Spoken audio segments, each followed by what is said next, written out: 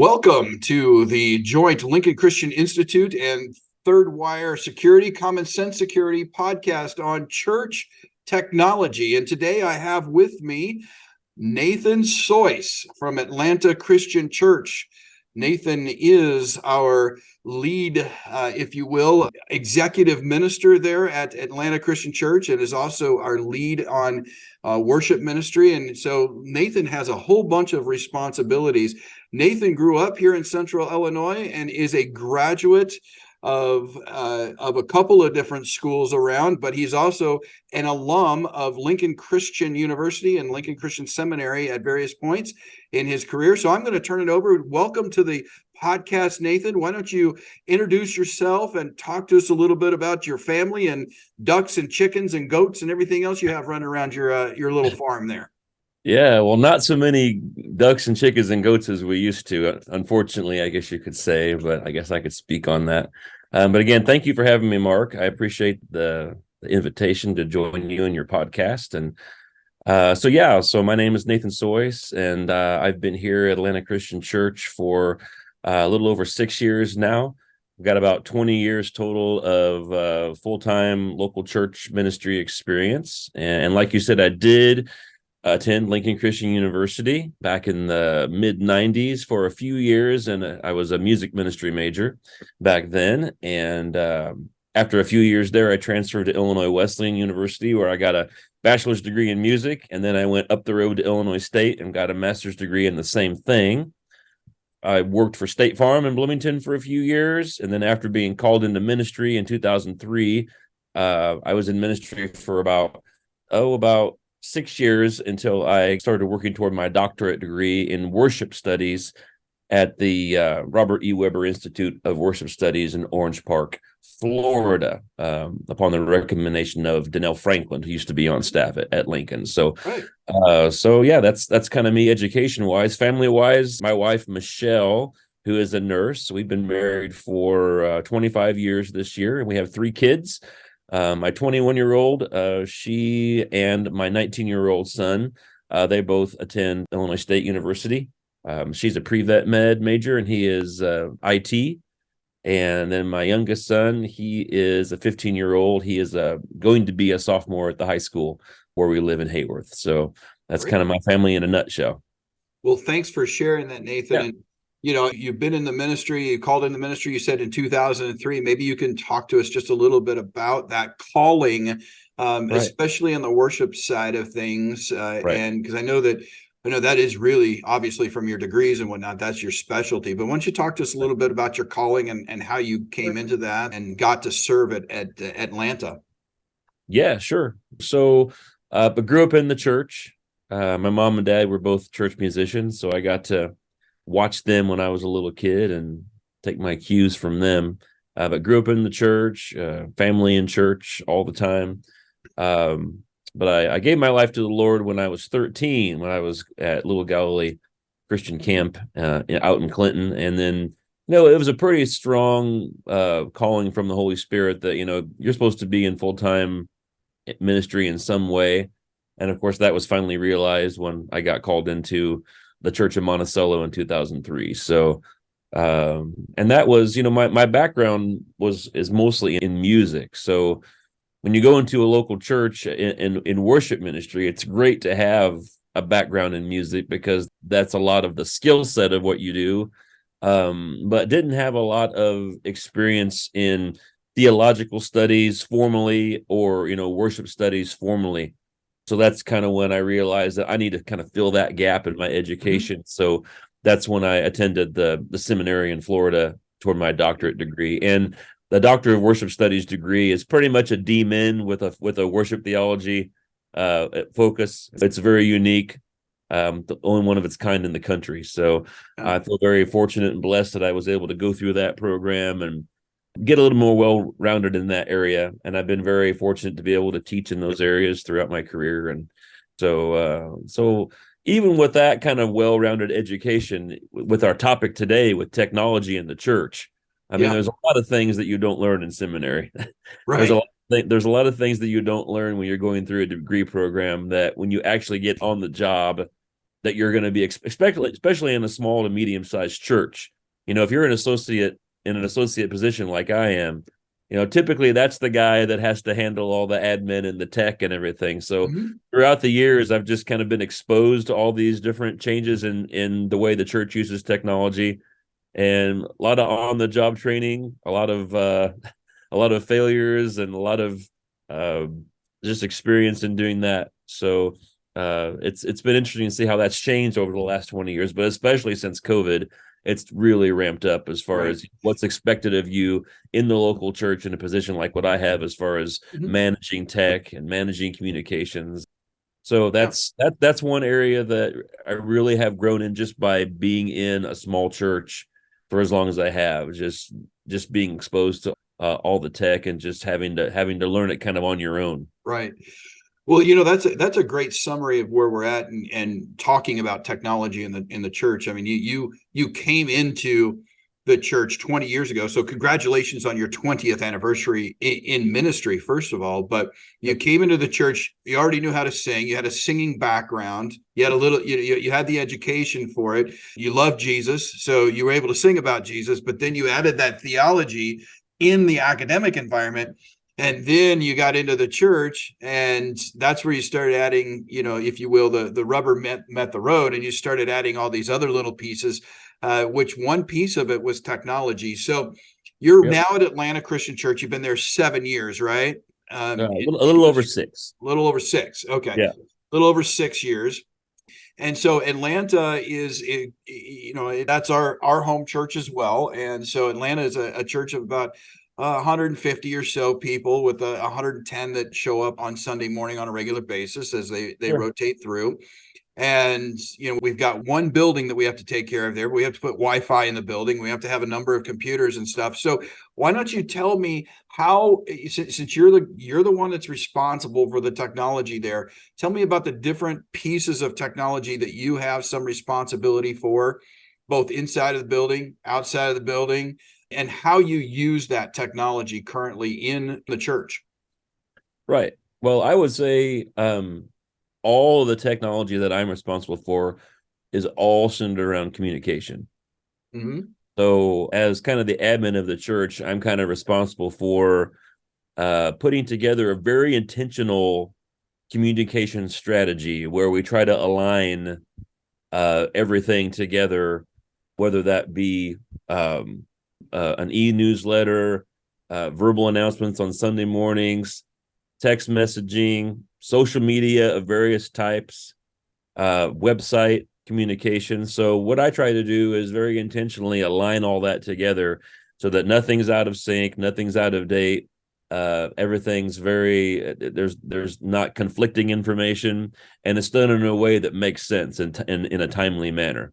So that's kind of what I try to do, is try to align all the different pieces together. Okay. Now, do you do that manually or through pieces of paper, kind of keep the alignment going? Or do you have a piece of software that allows you to type one thing in, push the button, and it goes out to everywhere it needs to go? If you could write that for me, Mark, I would be very, very happy. That would be awesome. No, I don't have that. There's a lot of cutting and pasting that happens, but not everything, as you know, not everything works the same. Not everything accepts information the same. So I've just kind of developed a routine over the years that I do, that after a while it just kind of becomes second nature, and you just do it. And I think I've become very efficient in doing that. So over time, you get a routine. Let's talk about that routine. Why don't you describe that routine to people a little bit? Maybe they can get an idea, because you're right. There's not really there. For some pieces of it, there's one place where you could drop things in, and like in some of the social media platforms, you could drop some things in and it will go out to multiple social media, but there's not one place where you can drop it and it will go absolutely everywhere.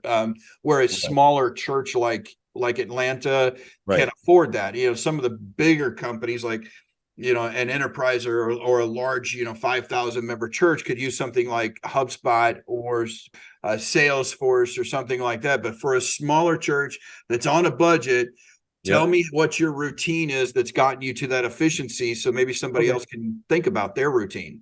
Okay, well, as far as communications go, I mean, we could definitely start with just basic, communications like announcements, like Mhm. whether it be an upcoming event or we're starting a new sermon series or children's ministry, summer of this, just anything going on within the church.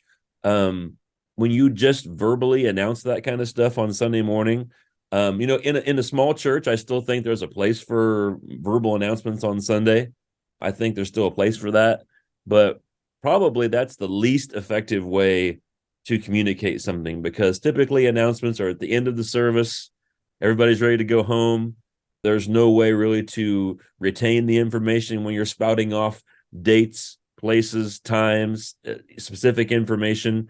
It sounds great while you're doing it, but 5 minutes after that, when everybody's in the car on the way home, they're like, "Now, what day did he say that was?" So it's really important to utilize as many different types of communication because people learn different ways and they hear things different ways. People are exposed to different kinds of ways to receive information. So you have to be willing to pretty much say the same thing multiple times over multiple platforms. So Okay. that's kind of what I try to do. So we start with a verbal announcement on Sunday. And by the way, that's very intentional how we do that. That's basically boiled down to maybe 3 or 4 major things that have to do with the most amount of people in the church. Mhm. So you don't just announce everything on Sunday morning. It's very specific, timely things that are coming up, important things in the life of the church. Then you can go to social media, things like Facebook. It's kind of interesting. We have both a Facebook page and a Facebook group, and I Mhm. manage both of those things. So Interesting. a page is kind of your public exposure, where anybody's going to be able to find that, and they have to like it, and they can follow it. And we've got about 460 people who like our page right now. Wait, So you're telling me you have a 150 member church, but you have 460 people that actually look at and pay attention to the Facebook page. absolutely, yep. Wow, So that's incredible impact. right, absolutely. So a lot of those people are people who used to attend the church, friends of the church, community members, other people in ministries checking out what's going on. So it's a wide variety of people that we have exposure to on social media, and that's our page. And then our group is something that I basically just put the same information on, but it's also a place where other people could submit information, and then me as the admin can take a look at that and try to add that into the strategy. But And that the moderate it. and moderate it, right? And the group has about 250 members on that. So we have social media. We do have an Instagram account. I really don't know too much about Instagram, so I have a volunteer kind of run that and manage that for me, and that pretty much parrots what everything else is doing. We have about 73 followers on our Instagram page. Okay. That's as Well, far as that's social that's media goes. interesting. So on the Facebook page, the public Facebook page, you have about 4 times the membership that views that. So about 400 and some odd people view that. Membership's 150. On Right, the group, that's more of a closed environment, you have right, about twice as many people that are a part of yep, that group than it's the membership that you're communicating with. But then when you move to Instagram, you've yeah, got somebody else that's working Instagram for you that's parroting Facebook, but you have less people on yeah, Instagram taking a look at it than you have membership on the church. So right, that's an interesting set of statistics there to take a look right, at and yep, and kind of look at what your effectiveness is. right. And if you look at the Instagram followers, it's all the younger people. Mm-hmm. Yeah, and Yeah, of course Instagram is all about pictures, so you're not yep, you've got to convey the message differently. With yes, Facebook you can actually type words, whereas absolutely. Instagram you have to convey with pictures. So you might use Right. a graphic, for example, that says the new sermon series is coming up, and you'd actually have to put the dates in there, Oh versus with yes, Facebook you would type it in, right? absolutely. Yep. You can put a lot more information on Facebook than you can on Instagram. Okay. Then we get to something like our text group. We use a software called Remind. It's a free software that it's a subscription based for our texting group, and we've got about 100 subscribers to our texting group, and that's 120 character Mm-hmm. maximum. So you have to boil things even more. You can't put everything on the text group. It's got to be really boiled down. You can put a picture on there, but as far as the characters, it's got to be 120 or less. So You'd have to learn how to be concise with texting and Twitter, right? yeah. So we've got social media, we've got our texting group. We also have our e-newsletter that we use. In 2018, we switched over from mailing hard copy newsletters to going to more of an e-newsletter format. And that's been a really great resource for us. Once I got that set up and going, it's not too hard to go in and make changes on a monthly basis. All right. So before we switch into, and I'll just kind of throw this out there so you can get your mind in gear as we switch over to, we're going to talk about live stream in our last segment here. But before we do that, let's talk about a couple of quick stats on the newsletter, because people might see that as a little archaic. So, going back to like we were talking about with Facebook, how many people do you have signed up on the newsletter? How many clicks do you get on a monthly basis to that monthly newsletter? And how are you determining its effectiveness as a result of that? Right. One of the good things about the newsletter, we use a free service called MailChimp, and a lot of organizations use MailChimp for their newsletter services. It's got some great features that you can use. But we have about 200 people that are subscribed to the newsletter, and this is an email based, of course. And a lot of people will tell you that email is still a very effective way for communications. I can tell you it is. How much spam I get in on a daily basis at my job. Somebody in business and sales still thinks it's effective. So right, exactly. So yeah, we have about 200 subscribers of that. Again, that's a subscription based. It's great because I don't have to manage any kind of email database. It's people subscribing to it with their email, and that's just a link that we put on our website. People can just go on there and subscribe on the website, or unsubscribe as well. And so you're meeting the CAN spam regulations and things like that by using the outside service, right? Exactly. So that's been a real effective way. I know we have a lot of people who kind of rely on that. We probably have maybe about 5 of them that we print off for some of our older members, but that's a lot more cost effective than sending out 200 newsletters in the U.S. Postal Service every month. Yeah, because you got to figure you got print costs from the printer or the copy machine. Then you've got the mailing costs. You've got the time and effort that it goes into both of those. And so, and the timeliness, once you push send, and I presume that on MailChimp, you can develop that newsletter over the month and schedule the send as well. Is that correct? You can. So it can go out in the middle of the night while you're sleeping and makes it look like you're working, right? Yeah. So, ministers never go to sleep. No, never. We don't have to. We're just machines. That's right. No, it's great. I mean, I work on it all throughout the month, and then at the end of the month, I send it out for the next month's issue. So, and the cool thing about MailChimp is you can link the newsletter archive to your Facebook page. You can send out a text message with the link. I mean, people can go on and look at older issues as well, and then subscribe and look at the ones as well. So they don't just have to get it via email. They can get it.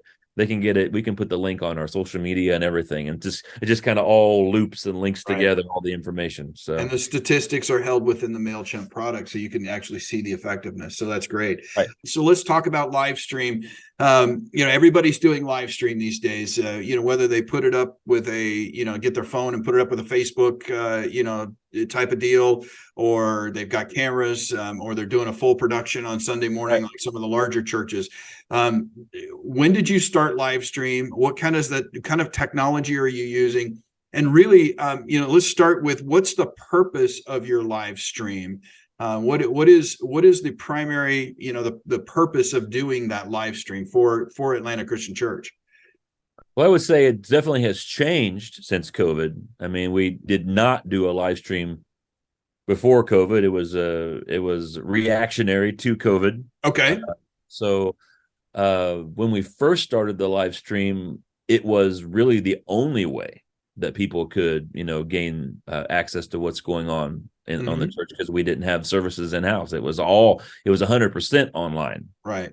Because we're in Illinois, and they mandated, a lot of people push back on it, but they mandated the shutdowns of places like the church. The government did.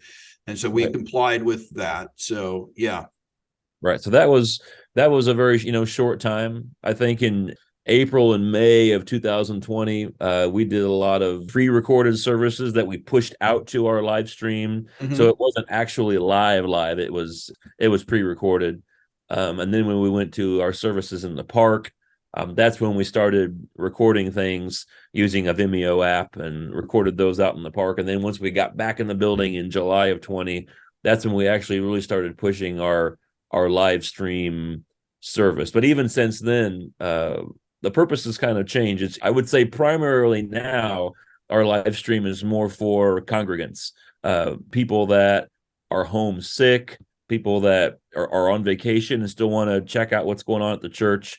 It's not so much the same. We didn't have the same goals as we did originally. And Uh-huh. then we also would like to have that archive for, viewing throughout the week as well. So not only number one, it's for congregants. Number two, it would be seen as a front door to the church. Mhm. Uh, I would say, in talking with the last maybe half dozen or so people that have visited our church for the first time, all of them checked our live stream out first before they Oh, came.